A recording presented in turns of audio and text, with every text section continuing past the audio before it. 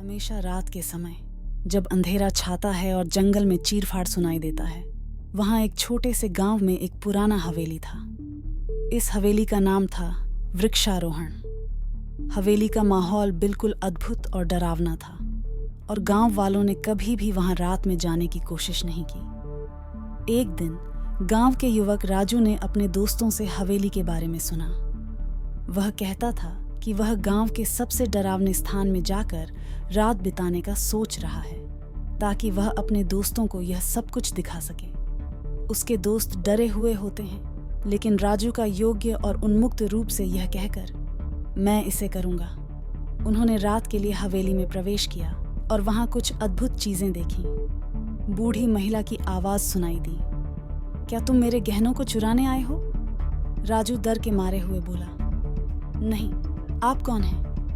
उस आवाज ने उसको धीरे धीरे उसके पिता के पास ले जाया, जो एक दुखी रूप से बोले, मेरे बेटे, तुम्हारा सामने आ गया है। राजू को समझ में नहीं आया कि क्या हो रहा है, और तब उसने वहां एक पुरानी तस्वीर देखी, जिसमें वह खुद को उसी हवेली के साथ देखा। ये बात सच थी कि वह वहां पुराने हवेली के वो लोग थे जो वहीं एक समय बसे थे।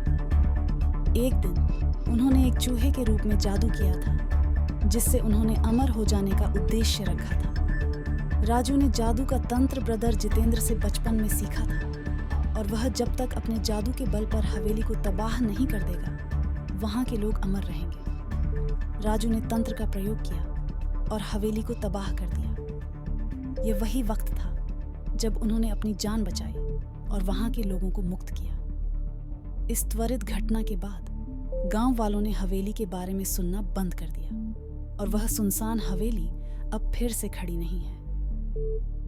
राजू की वास्तविकता की खोज और वह चूहे के जादू के बारे में जानकारी गांव के लोगों के लिए राज बन गई, और वहां की अद्वितीय कहानी के एक हिस्से के रूप में याद की जाती है।